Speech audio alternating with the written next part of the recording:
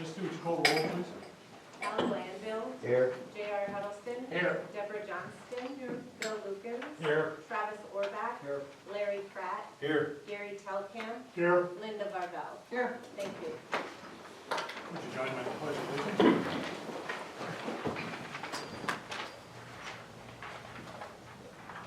I pledge Allegiance to the flag of the United States of America and to the republic for which it stands, one nation, under God, indivisible, with liberty and justice for all.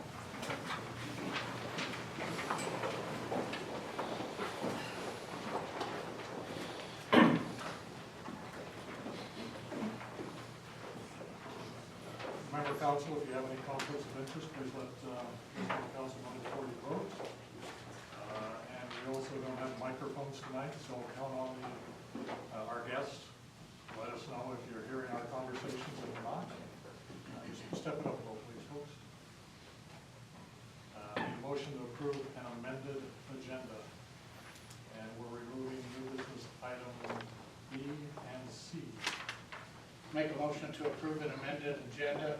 Second. Removing items under new business items B and C.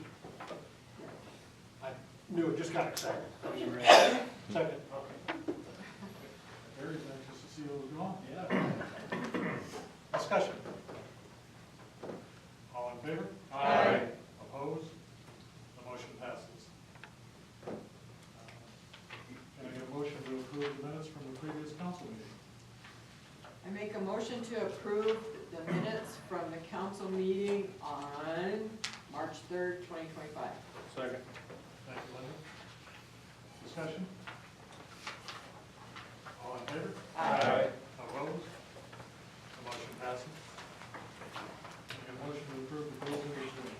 I make a motion to approve the bill in between for $206,635.44. Second. Discussion? All in favor? Aye. Opposed? Motion passes. And can I get a motion to approve the current claims? I make a motion to approve the current claims of $122,515.94. Second. Discussion? All in favor? Aye. Opposed? Motion passes. On communications from the public, is there anyone who would like to address the council tonight?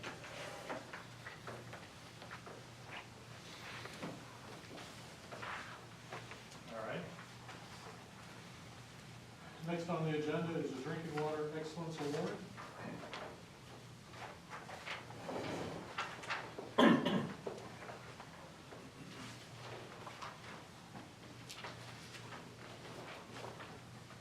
Thank you, gentlemen, for your perfect attendance. It's appreciated. For immediate release, March 4th, 2025, DANR recognizes the City of Hot Springs with the Secretary's Award for Drinking Water Excellence. Today, the South Dakota Department of Agriculture and Natural Resources announced that the City of Hot Springs Public Water System and the Systems Operations Specialist have been awarded the Secretary's Award for Drinking Water Excellence. Repeated success is a true measure of excellence, said DANR Secretary Hunter Roberts. With more than 22 years of consecutive compliance, the City of Hot Springs has demonstrated its commitment to providing its customers with safe and reliable drinking water. To qualify for the Secretary's Award for Drinking Water Excellence, public water systems and their system operations specialists had to meet all the compliance monitoring and reporting requirements, drinking water standards, and certification requirements for 10 consecutive years or more. Congratulations.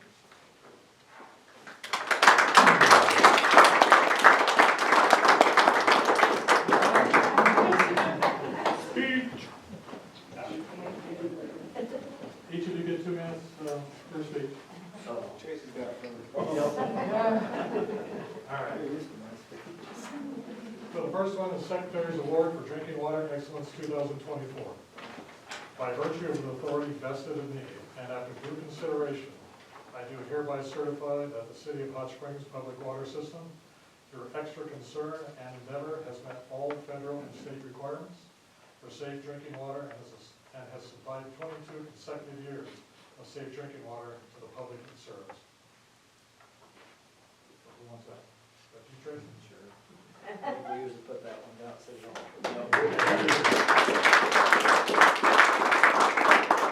Alright. Certificate of Achievement, 2024, by virtue of the authority vested in me, and after due consideration, I do hereby certify that Sean Highland, your extra concern and endeavor has enabled the Hot Springs Public Water Systems to meet all state requirements for safe drinking water, and enabled this drinking water system to supply safe drinking water to the public they serve. Secretary, Department of Environment and Natural Resources.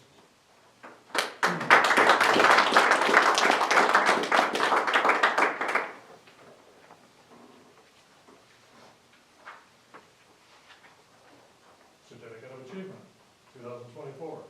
By virtue of the authority vested in me and after due consideration, I do hereby certify that Tad Harder, through extra concern and endeavor, has enabled the Hot Springs Public Water Systems to meet all state requirements for safe drinking water, and has enabled this drinking water system to supply safe drinking water to the public they serve. Secretary, Department of Environment and Natural Resources.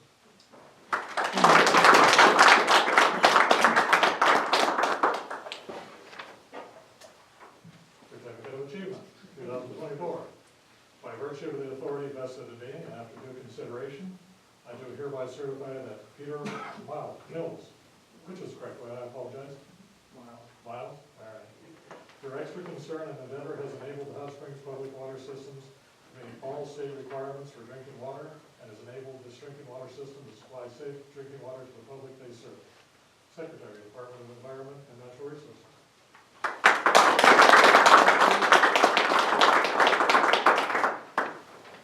And last but not least, Certificate of Achievement, 2024.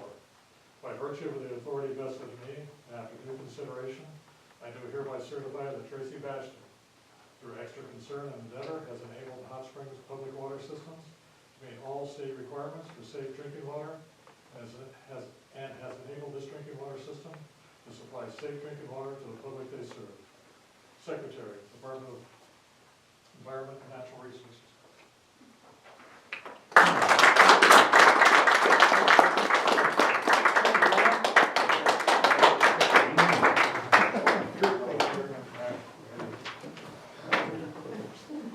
Where are you going, Travis?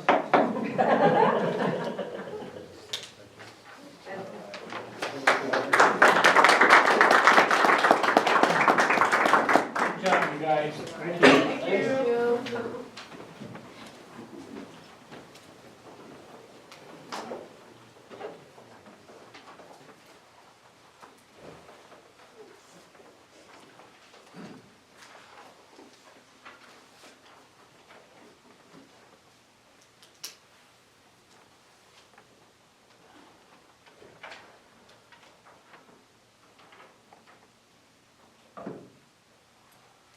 Those in the next one are rare privileges that, as mayor, I get to do. I don't get to vote on much, but that and proclamations are something that I take great pleasure in. So the next one on our agenda is a proclamation. Welcome Home Veterans Day.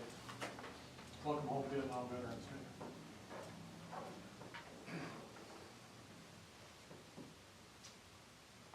Office of the Mayor, Hot Springs, South Dakota, proclamation. Welcome Home Vietnam Veterans Day. Whereas the United States became involved in the Vietnam War because policymakers in the United States believed that if South Vietnam fell to a communist government, then communism would spread throughout the rest of Southeast Asia. And whereas the Vietnam War was fought from 1961 to 1975 and involved North Vietnam and the Viet Cong in conflict with the United States and South Vietnam Armed Forces. And whereas members of the United States Armed Forces began serving in an advisory role in South Vietnam in 1961. And whereas, as a result of incidents in the Gulf of Tonkin on August 2nd and August 4th, 1964, Congress overwhelmingly passed the Gulf of Tonkin Resolution on August 7, 1964, which effectively handed over war-making powers to President Johnson until such times as peace and security had returned to Vietnam. And whereas in 1965, United States Armed Forces ground combat units arrived in Vietnam, and whereas by the end of 1965, there were 80,000 United States troops in Vietnam, and by 1969, a peak of approximately 543,000 troops was reached. And whereas on January 27, 1973, the Paris Peace Accords were signed, which required the release of all United States prisoners of war held in Vietnam and the withdrawal of all United States armed forces from South Vietnam. And whereas on March 29, 1973, the United States Armed Forces began the withdrawal of combat troops from Vietnam. And whereas the end of the Vietnam War was marked by the fall of Saigon by the North Vietnamese Army on April 30, 1975.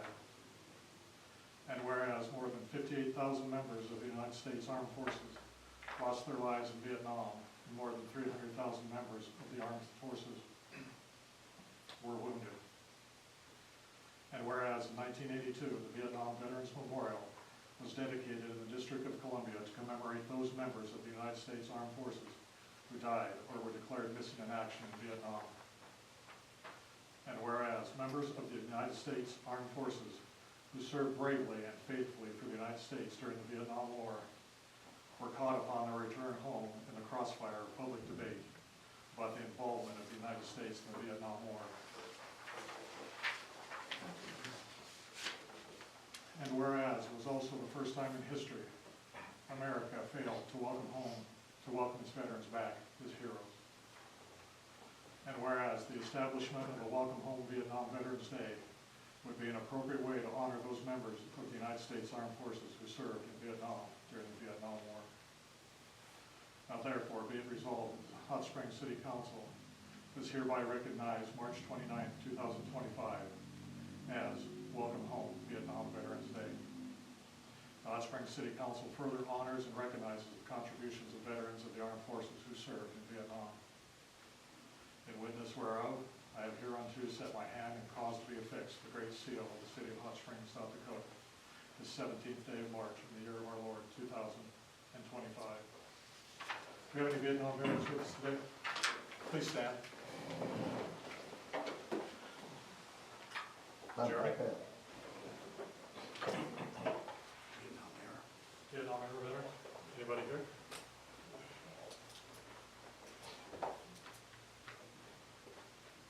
Bill? Welcome home. Thank you, Jerry.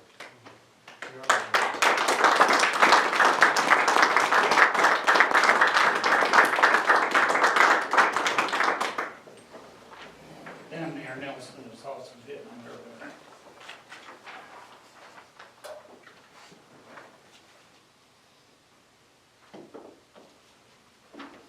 All right.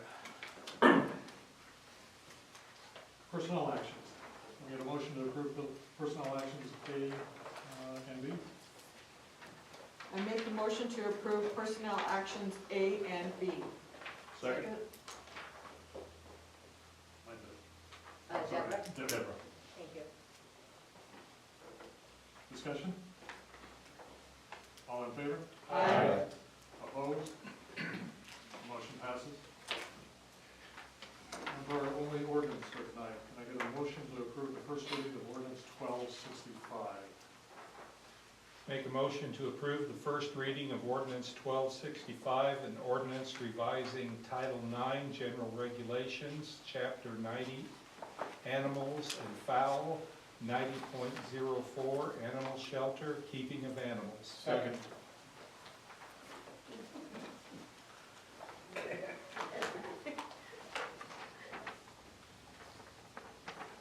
I lost that last time.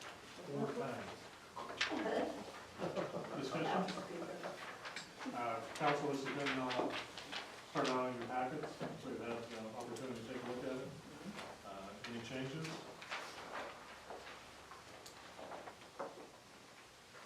Mr. would you call the roll, please? Travis Orback, No. Gary Telkamp, Yes. Linda Varvel, Yes. Larry Pratt, Yes. Kyle Granville, Yes. J.R. Huddleston, Yes. Deborah Johnston, Yes. Bill Lukens. Yes. Thank you. Motion passes. On to new business.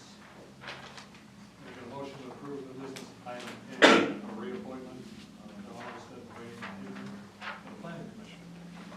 Make a motion to reappoint Donald Stenway Eggman to the planning commission for a 5-year term, 2025 to 2029. Second. Discussion? All in favor? Aye.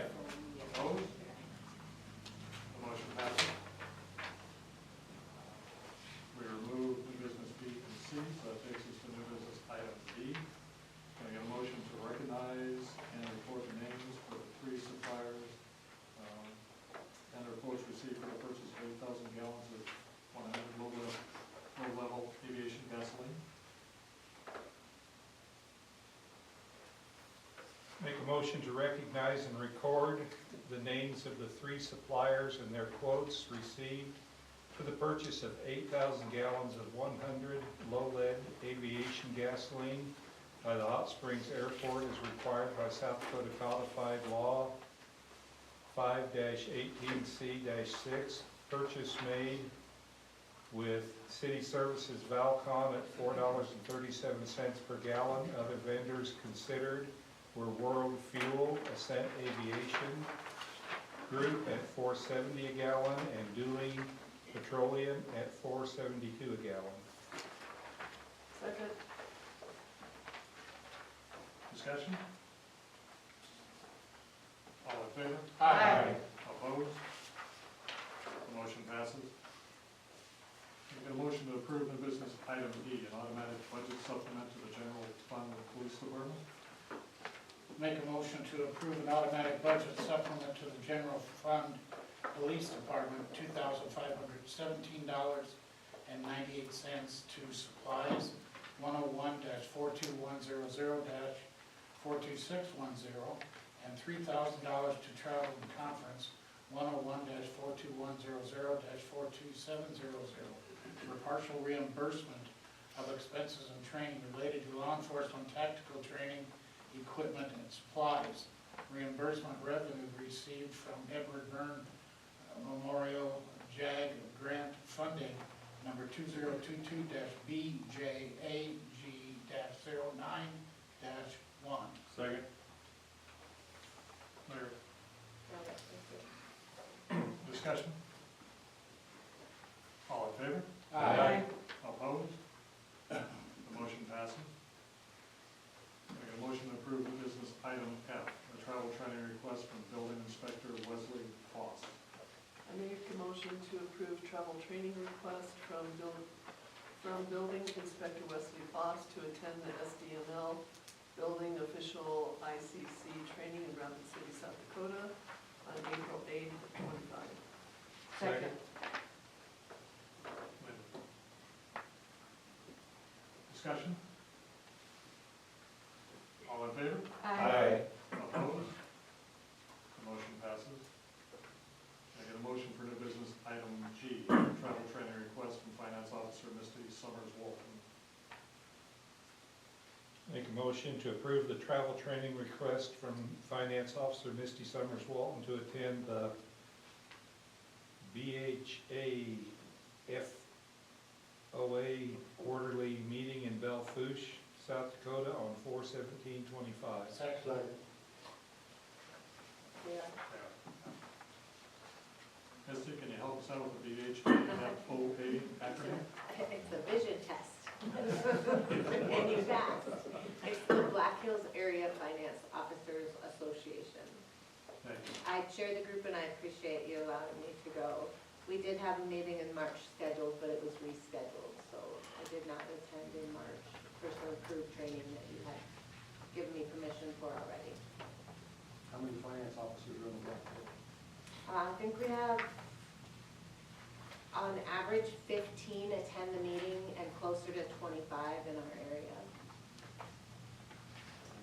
Yep.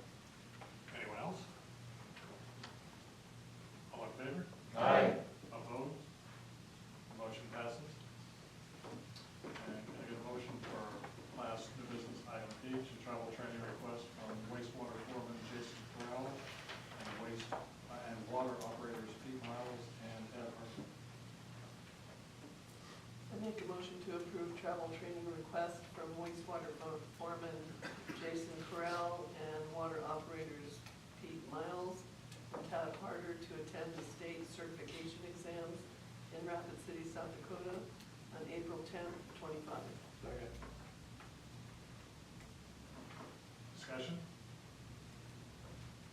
All in favor? Aye. Opposed? Motion passes. Oh, record pace here. On to our committee reports. First committee report, Administrative and Finance, JR. No. You don't have a code, do you? All right, the admin finance met on March 10th here at the Mueller Center at 1 o'clock. In attendance, Mayor Nelson, Finance Officer Misty Summers Dalton, City Administrator Jacqueline Kelsey, Alderman Gary Telkamp, and Committee Chair J.R. Huddleston. Old business was none. New business, number 1, mayor item. He deferred to number 4, per diem rates. New business number 2, committee member items. Burning of the cone went well, other than some communication issues. Cone design problems and the paper blowing off in transport on the day of the event, causing the work to be redone and wrapped in plastic. Thank you to the city staff who constructed and moved the cone into place, and thank you to Andrea from Shedco and all the others that helped. Number 3, review monthly finance reports, officers' reports. Missy discussed the numerous calls to action on legislative bills, reminding members present that it's absolutely appropriate to act in any way preferred, but to be sure response does not indicate you're speaking on behalf of the city as a whole. She asked for all of us to review and question any bills when clarification is needed. Reviewed differences between deputy finance officer and assistant finance officer to be discussed in the future. Number 4, per diem rates.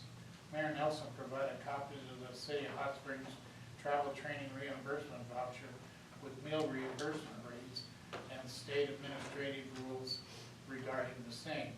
The city currently follows state recommended rates for both in-state and out-of-state meals.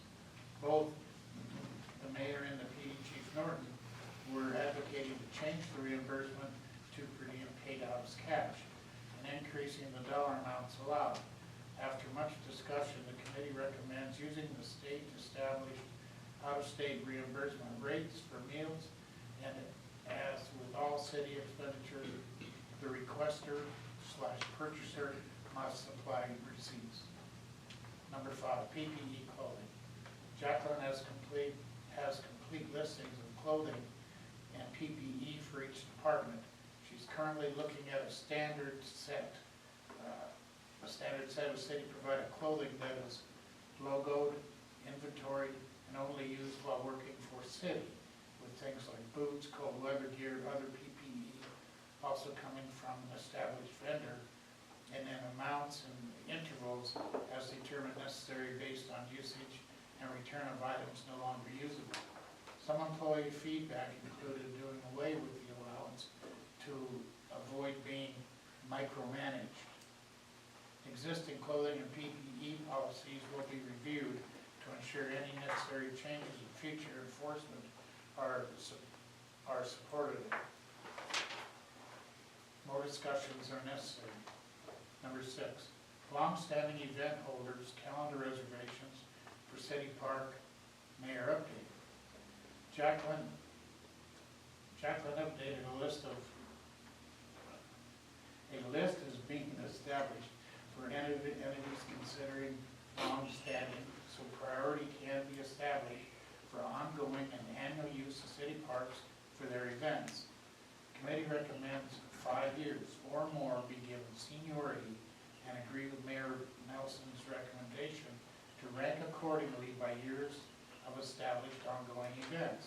If there are scheduling conflicts for park reservations going forward, the recommendation is to have the different parties work it out between themselves. Number 7, City Hall staffing and inclement weather communications. The committee discussed recent challenges related to both staffing levels at City Hall and the communication protocols required during inclement weather. There has been an increase in incidents where only one city employee is present at City Hall, raising concerns about adequate staffing during operation hours and ensuring safety. The committee expressed its opposition to having only one. The committee expressed its opposition to having only one person in the building and endorsed a recommendation to allow the employee to place a temporary closure notice on the door, blocking it and only taking phone calls or permitting entry when deemed necessary until another team member arrives. There are currently 8 full-time employees at City Hall, excluding the mayor. With clear communications and flexibility, the committee believes that such situations should be rare moving forward. More action is required.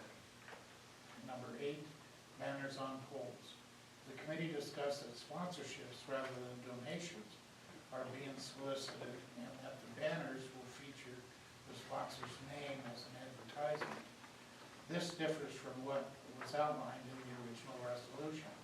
Concerns were raised about the duration of the sponsorship, 5 months per year for 3 years, and the distinction between sponsorship and donation. Other groups have expressed interest in using city light poles for their own banners. The city needs to establish a clear approach for handling these requests. Jacqueline will arrange a meeting with the light of our town to discuss concerns. The meeting was adjourned at 4 p.m., subject to your questions. Any questions for Joe? Yeah, on that, 5-year, 10-year, more, what you were talking, was it item 7? I think, Okay? the different organizations, is that what the committee recommends? Is it set in stone? Are we gonna, as a council, have a discussion on it? We're gonna have more action on it, so if you do have some concerns, I'd appreciate if you let me know or come forward to admin finance at our next meeting, we can surely discuss. What we talked about was, you know, if you've been, I'm gonna say arts and crafts as a simple one, they've been around and in that park for nearly 50 years. Wouldn't you think they'd have priority over anybody else during the time they want it? I would say yes. I'm not open to discussing it, I'm not- it's just, I was asking Yeah. a question, that's all I was asking. I'm not pointing at you. But my idea, in my eyes, that's an ideal top of the list. Okay, you're number 1. You've been in that park during this time frame for 50 years. So Bob comes to me, or the city, next year, and he's gonna have a what's-it stand on this date, and he needs this and nobody else, and I'm only, you know, I gotta have this. Well, you're gonna have to work it out with the other people at the same date. Because he doesn't have seniority, he doesn't have that. And we wanna see that go up. There are a lot of others that have been there maybe 5 years, or maybe 7 years. So they're gonna fall in line and let them work it out if there's a difference. If somebody else needs that, or can actually share that with them during that time frame that they're asking for. So it's something we're trying to work through. We don't want issues. We want everybody to have the opportunity to use our parks as necessary to their benefit. That's why we have them. And hopefully we can get this squared away and tuned up just a little bit better and get some good people in the park and have some good events and have a great time. Anyway, that's my 30 cents. 30 cents, yeah. Anyone else? Admin Finance meets the second Monday of every month, 1 o'clock, Mueller Center. If you have any thoughts, Larry, stop in and let them know. Well, you see me around enough, just stop me and, Yes, sir, yes, sir. yeah. This is the first year that we had a conflict with 2 organizations that wanted the same date. Right. Yeah. And we recognize that we should at least consider doing something a little different. That's the intent behind this. I'll get with you, JR, and go from there. Okay, good. Thank you, sir, appreciate it. Thank you. Airport Advisory, Gary? The airport advisory committee met on Thursday, March 6th, 2025, 8:30 PM at the Hot Springs Municipal Airport. I will call to order roll call, members present, Shane Miller and Petra Wilson. Employees, Airport Manager Ivan Venner, City Administrator Jacqueline Kelsey, Public Works Engineers, Utilities Director Tracy Bastian, elected officials, Alderman Gary Chalkamp, Alderman Bill Lukens, Mayor Bob Nelson, airport tenants Ray Campbell of Southern Hills Aviation, and Larry Veterman of the public was there. The agenda was approved as written, and there was no communication from the public. Ivan's airport manager update report was that the monthly fuel sales of 535.690 gallons sold in January, representing 29 transactions for $3,208.78. Estimated flight operations for January 50. Petra Wilson advised there was no balloon launches, consequently there was no landings. There are no airport observations for opportunities for improvement. The old business, the AWAS 3 is moving forward and everything is on schedule. Continuing discussion of the Balloon Festival set for August 22nd to August 24th, and participation by the airport community. Okay, Petra Wilson said, new business, Petra Wilson said that there may be a sponsor for a nighttime drone show. Discussion followed as when this might occur for time and location. That discussion will continue until all comes to fruition. Charlie Baker of KLJ provided a dateline schedule for the AWAS 3 by way of email. The current schedule is as follows. 1. Advertised for bids March 13th to the 20th. All that is of this year. 2. Bid openings March 27th, 2025. 3. Letter of award recommendation issued by KLJ on March 27th. 4. City Council approves FAA grant application based on the bids, April 7th. 5. City Council approves award of project contingent upon receiving FAA grant, April 7th. 6. Submit FAA application for federal assistance, April 10th. 7. Issue notice of award to contractor, April 10th. 8. FAA issued formal grant offer to Hot Springs, May 14th. 9. FAA grant execution deadline, May 30th. 10.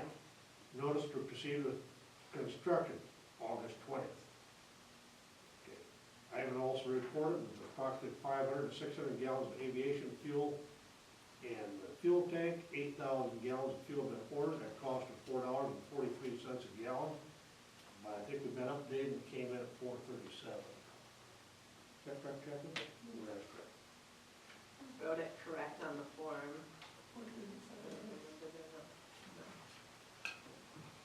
Came in a little bit less than what they had quoted. That was that real. No, Colorado Ponds Association has confirmed the visit to Hot Springs on June 13th, 14th, and 15th. There will be no events taking place at the airport in connection with the visit. Discussion as to how we might capture some of the Oshkosh traffic on the way to EA Air Adventure the last week of July. Ray Campbell from Southern Hills Aviation addressed the committee in regards to their business activities. Next meeting is scheduled for Thursday, April 10th at 8:30 a.m. and we adjourn at 10:35 a.m. Any questions? When they updated on their business activity, it was all good updates? They're staying and happy and As far as I know, wonderful? this thing's looking good. Good. They had mentioned that they're aware that the contract is expiring in June, June, yes. and they're anxious to start having conversations about what a new contract might look like. Anyone else? Thank you, Gary. Custer Fall River Regional Waste Management, Travis? The board members for the Custer Fall River Regional Waste Management District met this last Thursday, March 13th at 7 o'clock here at the Miller Center.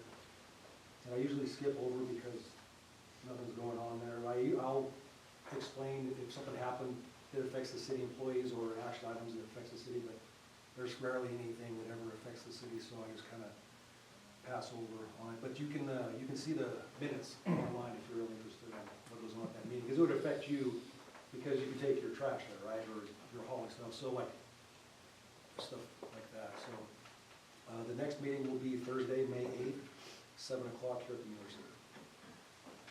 Thank you. Historic preservation, Deborah? Historic preservation met March 5th at 5 PM here at the Mueller Center. Present were Carl Hall, Luke Royals, Joe Nicochet, and Christine Heidebrink. Staff present were Wesley Foss, myself, Jacqueline Kelsey, and Mayor Bob Nilsson. Members of the public was Gary and Brenda Telkamp, John Feldy, and Brian and Robin Graylis. No communication from the public. Under new business, Hot Springs Rotary projects, restoration of jail. Jacqueline was approached by a member of the Rotary Club with an offer to help restore the historic jail located next to the old Depot Chamber of Commerce Visitor Center. They wanted to make sure that they were going through the proper channels and receiving necessary input from the city and HPC prior to moving forward. All were in favor of and appreciative of their assistance. They will continue to keep us informed as necessary during the restoration process. Number 2, certificate of appropriateness for 140 South Chicago, which is the Sean Building or Uptown Hair and Nails previously. Brenda Telkamp presented paint colors samples for approval on the building located at the above address. Motion to approve was made by Luke and seconded by Joe, and the motion carried. Number 3, certificate of appropriateness for 112 South Chicago. This is the new Fiber and Friends building. A proposed mural for the building located at 112 South Chicago, that would be in the alleyway, was informally presented, and it was determined that a certificate of appropriateness needed to be obtained prior to the project commencing. Number 4, addition of 110 South Chicago to deterioration by neglect. Members feel this property needs to be monitored primarily due to the broken and boarded up windows which have been present for quite some time. A letter will be sent to let the owner know they are in violation of the ordinance. Number 5, review of ordinance. Jacqueline presented a new swatch board with a recommendation to create a narrower approved color palette for historic properties to help streamline the approval process and provide more definitive parameters to owners. Luke made a motion to approve, seconded by Joe, and other colors may be approved by the board obtaining certificates of appropriateness. She also brought to the attention of the members that the design guideline information on the website has some outdated or inaccurate information. One example was that it states there should be no perpendicular signage, but currently there are several such signs on Main Street. An update on sidewalk signs was briefly discussed. Those in violation will be mailed a notice, and if the signs are not removed, the city will take it down and a fee will be assessed. The sign will be held for 30 days, and it will not, and if not picked up within the time frame, it will be disposed of. Owners may apply for a sign permit with the building inspector if they wish to have a temporary sign outside their businesses. Under old business, a report from myself and Carl on a Deadwood visit. We presented a letter and provided several pictures to show the various preservation issues we were facing. This was to the Deadwood Historic Preservation Commission. They asked for many help. We asked for any helpful recommendations based on their expertise and how their board determines priorities for restoration projects. They invited representatives of Hot Springs to come back, and it was discussed that we should send them an invitation to visit Hot Springs for a tour of the historic district to see some of our challenges firsthand. They do have a lobbyist working on their behalf, so it was also discussed that maybe we need to continue to pursue a legislative avenue. Number 2, unscheduled comments from the public. Brian and Robin Graylis conveyed, they're the new owners of the Flatiron Building, and they conveyed a vehicle struck the corner of the Flatiron Building and significant damage was done. They were seeking approval on new doors as part of the repair process. It was recommended that they submit a certificate of appropriateness with photos of the proposed doors to Wes, and he will distribute the information to the board for review and approval. The Evans apartment windows, no update, will be available until June. Number 4, the river channel retaining barrier. The proposed plans for this project no longer meet the state guidelines for safety, so we will need to seek out a new solution. At this time, funding continues to be a deterrent to installing a historically appropriate barrier. It was suggested that a chain link fence be installed to temporarily resolve the safety issue. Apparently there have been several dogs that have gone over the edge, over the building, the wall, which isn't high enough. And so there needs to be something temporarily placed. John Feldy offered to donate the fencing and some posts. Luke made a motion to approve the temporary installation of a chain link fence. It was seconded and carried. We still have 3 buildings under deterioration by neglect. 243 North River Street, which is the Bodega Building. Oh no, that's the Fowler Crumb Building to the right of City Hall. 611 North River Street, which is the Bodega Building, and adding 143 South Chicago, the Petty Building. The 2 North River Street buildings continue to be addressed through the legal process by the city attorneys. The first formal written communication will be sent to the owner of 143 South Chicago within the next week. Discussion that there may be a path forward to address some inappropriate paint colors on doors and windows within the historic district was had. More information on that will be forthcoming. Discuss the legislative option for funding. That's something we just need to keep thinking about. Save Our Sandstone is still working on the QR code transparencies for the walking tour. And additional items of concern. Jacqueline was contacted by Keep Hot Springs Beautiful regarding artistic wraps for the power transformers. They will be presenting this idea to the HPC at a future date. She was also contacted by a council member regarding the interior wall that was exposed when the Washok building was demolished. This should continue to be monitored by HPC to make sure it is addressed in a timely manner. Conversation regarding non-working street lamps. The city is currently working with the DOT to get this issue resolved. The meeting adjourned at 7 p.m. and we will meet again April 2nd, 5 p.m. Mueller Center. Any questions for Deborah? You guys talked about a lot of stuff at that meeting, a lot of stuff done. 2 hours. Couple things on Deborah's report.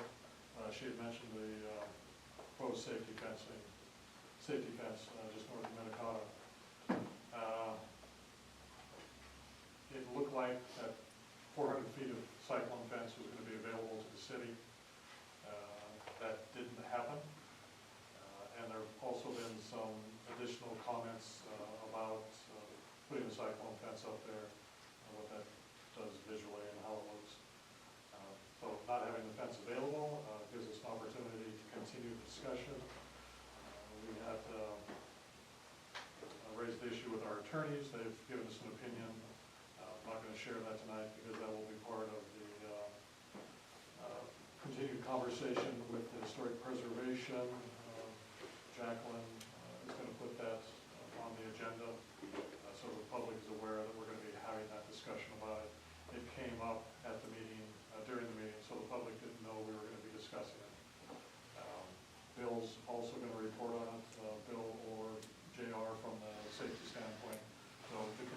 discussion will be continuing. There's possibly some other options for that safety fencing, or to address the safety issue. The lights that Deborah had talked about, anybody that's driven North River Street knows that there have been a bunch of lights out. At one point, there were a total of 20 lights from Taco John's up to Battle Mountain that were out. The Booth Electric is the company that's responsible for the installation and the repair of the lights. They got it down to 9 lights, but unfortunately it was 9 different lights than the 14 that they started out with. And they have been replacing some parts, they're still under warranty. The state is charging them liquidated damages for every day that the lights aren't working. And we, Jacqueline and I, went around with DOT and with Electric, just inspecting the lights in general. Everybody's frustrated. We're doing what we can to get them taken care of. It's still under the DOT's oversight until they accept the project in its entirety. So we're working through them to get it taken care of. That's all I had in my notes. Jacqueline, did you want to add anything? The only thing I wanted to add is the paint colors that were adopted, that swatchboard can be found at City Hall. So if anyone wants to review those, I was looking to see what is available for colors. That'll be in my office, it's in my office right now, and then we will also be working with Ace Hardware. So they will have the same colors on hand, so anybody that wants to come in and view those, they don't have to search through anything, they'll just be there and handy. Deborah, could you expand just a little bit on the painting that was presented on the side of the building, the cartoon characters? What's being suggested, or what was brought to the council for a new mural was kind of taking off of the design that's on the, now the Fall River Thrift Center, the little animals on the bikes and that type of a scene. So what I recall from the design was they'd be little animals that were made out of fibers and knitted or crocheted, or it was a animal scene or kind of an animation scene. It's a little cartoon. Kind of, yeah, a little cartoony. And so I asked if they could make it to look more antique-y than cartoony. We'll see what comes with their certificate of appropriateness. My only comment, I was there and I saw what they have in the plan. It's cute. It looks pretty neat. I mean, it's really nicely done. But then my question to myself is this really in keeping with the historical park? Right. I just don't know if it's appropriate for that. It's a question that I asked myself. So, Well, there's an argument that it's paint, it can be covered over. Like, my thought is, it's the business's building. They did buy it. They're going to be there for hopefully an extended period of time. And that's their take on what they want to do with their own building. So we have different aspects of the argument. And again, it's paint. And somehow or other, the mural on the side of the Fall River Thrift Building isn't really along the historical design as well. And I don't think that mural was brought through historic preservation. I think it just happened. I could be wrong, but I'm pretty sure that it didn't. So that got past us. And so we need to have those more discussions, and it would be good to have the public's input. What do you think about our murals and what we should be doing and how they should, what, designs we should be trying to stick with, or should we be open to other designs or eras? per se. So, I was there as a member of the public, and it was a good discussion. It was a good meeting, and I go along with what Deborah said, we need more community participation. It was good, it was interesting. Anyone else? Yeah, I don't know about these dogs. I know in the past we've had dogs that we talked about that went over the wall. Are we having new dogs go over the wall, or we I have an was told influx there of have dogs been- happening now? I was told there have been 9, and the last one was fatal. Okay. Down at the Minnetonka Bridge, that part of the wall is only 18 inches tall, I'm aware of that. and then it slowly works Yeah. its way up over a 400-foot, 450-foot length to where it is code height. And we were trying to wait for the parts of the wall that were being cut out for the suspended sidewalk, those metal railings, the round with the bulb. We were going to repurpose them. They did that in Deadwood by stringing aircraft cable between the 2 main rails, and you don't even see it. They did that at their train depot up in Deadwood, and it looked really good. But now I'm being told that horizontal is not approved. It has to be vertical, 4 inches apart.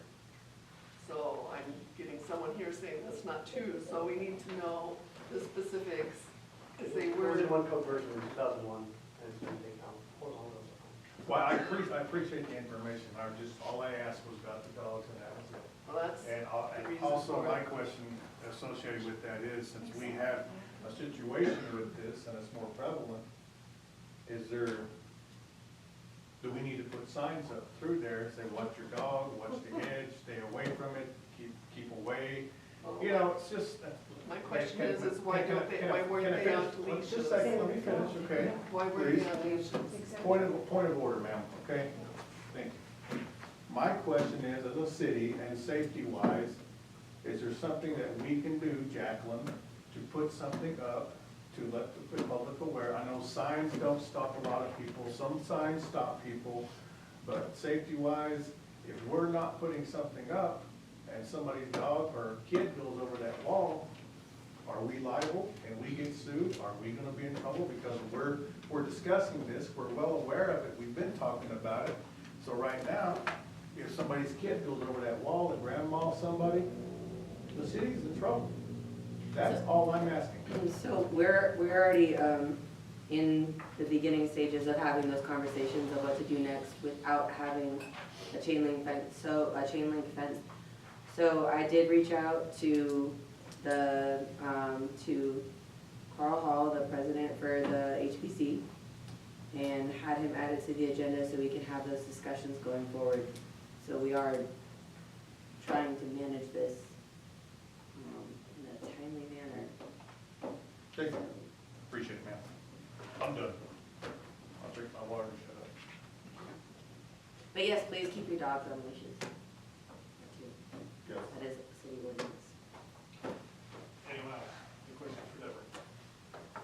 Thank you. Thank you, Deborah. Evans Plunge Advisory, Linda? Okay, the Evans Plunge Advisory Committee did not have a March meeting. However, I know a lot of people have been concerned because they were not made aware of the 2-week closure for the cleaning. And the plunge will reopen next Monday on the 24th. And I guess some people from Rapid were kind of upset about it. So we will be opening next Monday, and our next meeting will be April 10th, 2025 at noon at the plunge. Thank you.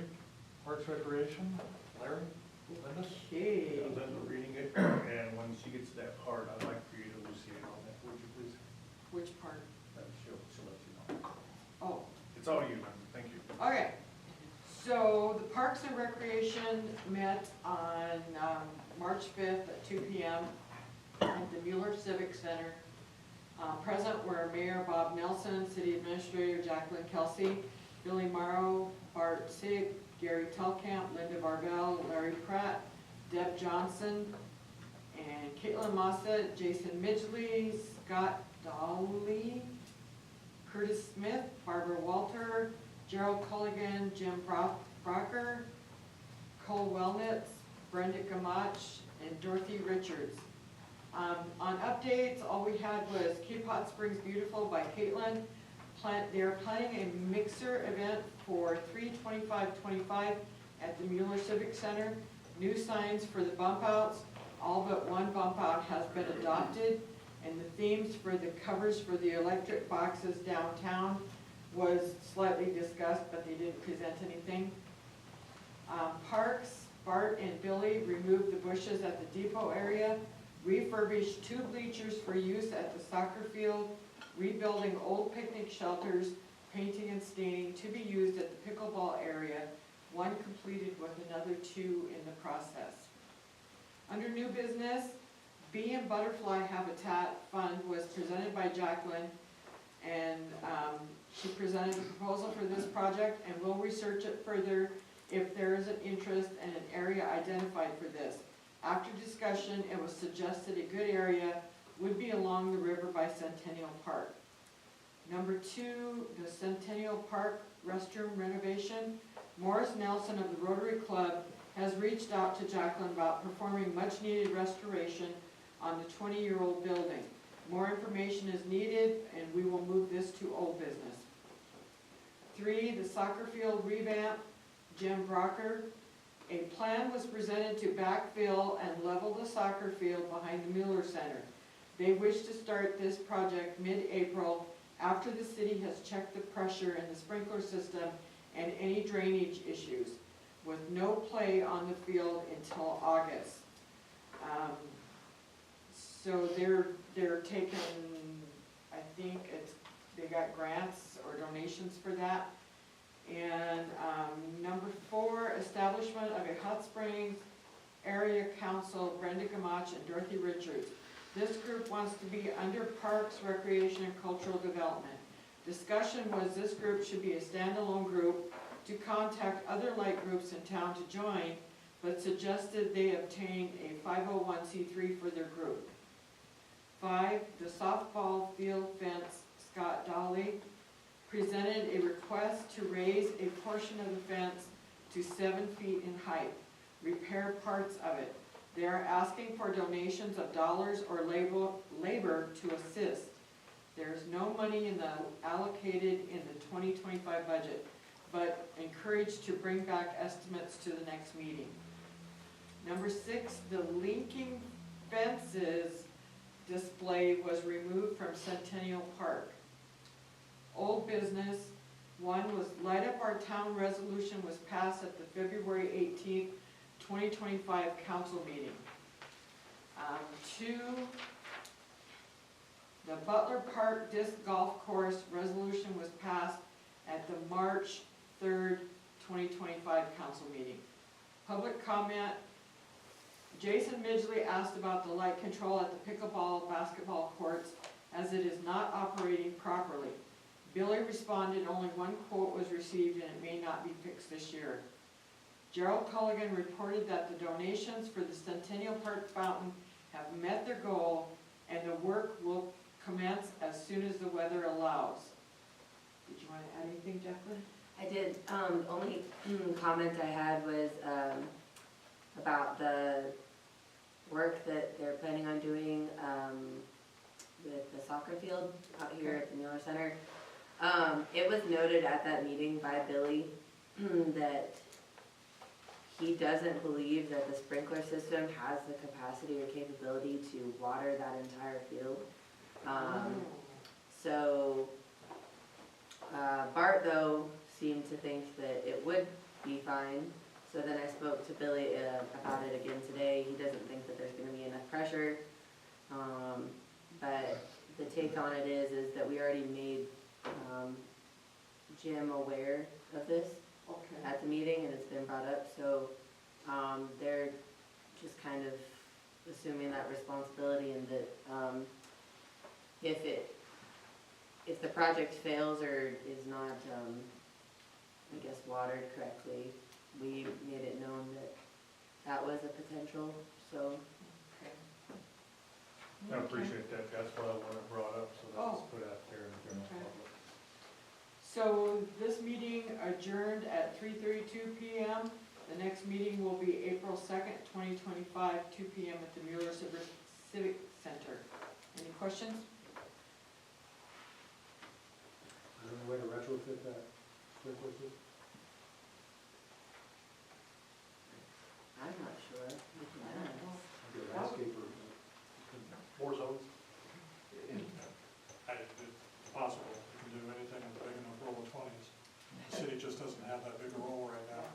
I just didn't know how many zones do we have down there? Is it 2 now, or, I think there's 6, I think someone said 6. oh, was there that many? So Linda had mentioned it in her report, and Jacqueline spoke a little bit about it. For me, the important thing that came out of that meeting, the first one, is recognizing that Jim has put together all the resources to level the field, get the grass seed donated, the labor, and all those kinds of things. So that's huge. There isn't any cost to the city to do that. But it's important for him to recognize, and Linda had talked about pressurizing the system, so that we can pressurize it, he can take a look at it, and he's aware of what he's getting into as far as whether there's going to be adequate water where he expects to have it. And as Jacqueline said, they're going to get what they're going to get, but they need to be aware of that. So if they decide they don't want to proceed, they don't feel like the work would be successful. You know, the soccer players get the low end of everything, seems like with the, I think it's kind of a reflection on the city, you know, I mean, it's not necessarily a city responsibility, but it's just a reflection when other teams come in, you know, and they're playing on the field, it'd be nice to have a good field.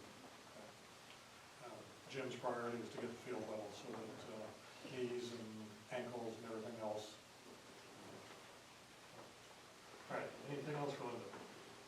It was, it was stated that, that under that field, I guess, is some old waste and stuff, from like the dump. So, it was also put out there that they might have a harder time than they anticipated getting that field level because of what lies underneath the ground. So, it's kind of why it seems like it's been done over and over and over again. That field's been worked on and it's been handled, and it's going to continue to have issues because of that. Thank you. Planning and zoning, Deborah? Planning and zoning will meet this Wednesday, the 19th, 6 PM at City Hall. Thank you. Safety, Bill, JR? Safety met on Thursday, March 6th, 1 PM here at the Mueller Center Conference Room.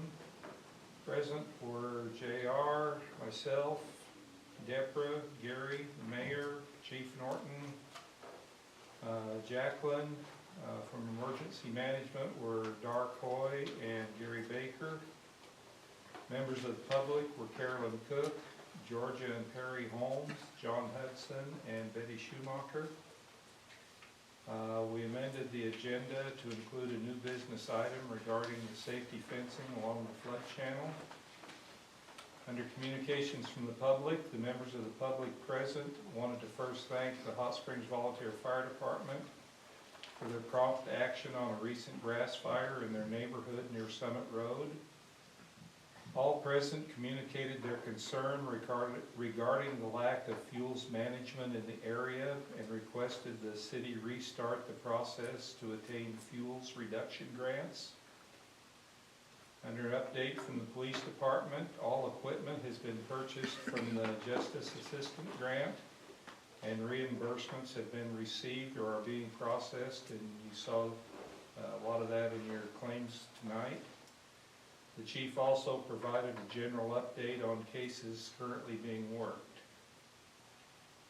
Under old business, regarding the fuels reduction grant, we're working with the Black Hills Council of Local Governments to identify various agencies with potential fuels reduction grants. And under our second favorite subject, on wildlife and turkey trapping. There have been 2 successful trapping events that were held at Southern Hills Golf Course. The committee also discussed various and existing proposed emergency use agreements for the Mueller Center and other city assets, and identified those that needed to be executed or updated. Once updated, the information will be communicated to the Fall River Office of Emergency Management. Under new business, the pre-disaster mitigation plan. The public survey form was reviewed. This form will be placed on the city website, or the link to it will be placed on the city website and Facebook page in the near future. To acquire public input as required by the plan update. Public is encouraged to participate in this short survey once it's made available. New business item 2, the flood channel safety railing north of Minnetonka Avenue. This is kind of an outdated update, but at the time of the meeting, there may be an opportunity to install a temporary chain link fence along the west flood channel wall going approximately 420 feet north of Minnetonka Avenue Bridge. If the resource becomes available, the committee recommends installation of the temporary chain link fence. Sounds like that resource is not available. We adjourned at 2:10 p.m. Next meeting will be Thursday, April 3rd, 1 p.m. at the Mueller Center Conference Room. Any questions? This is I think, a public safety question. Probably everybody in the room knows the answer except for me. Is there a spot on River Street where you can make a U-turn? Yes. Okay. It is just before, if you're going north, it's just north, or just south of Polished Salon. You'll notice there will be a break in the solid yellow line. Okay. Thank you. Just look both ways before you turn. You are responsible for the safe operation of your vehicle. And to ignore any. I got somebody that pretty much does all that for me. Yeah, Not here also, tonight. if you do it too close to an oncoming vehicle or someone approaching from the rear, please ignore any single-digit waves. Thank you for that information. May I give a lesson on how to utilize that spot by history? By history, that's always been a turnaround because you're not supposed to cross the double yellow line just anywhere along the street. So the intersection by the Jensen Bridge and the intersection by the Minnetonka Bridge are also U-turn spots. But that break halfway down by Polished has always been a turnaround spot, and there's enough room to pull off the road to the right so that you can see if traffic is coming, and once it's clear, you make the U-turn.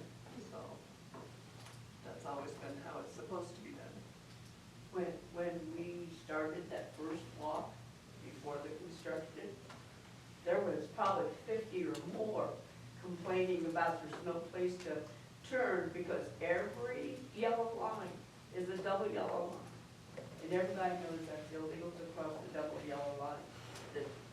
Like if you're on the right side and you turn in to Black Hills Credit Union, you're going to cross the double line. Any business, you're crossing the double line. And they said they were going to fix that. Was I the only person in the room that didn't know you could turn around on River Street? Two of us? Three of us? They're new. It's not new.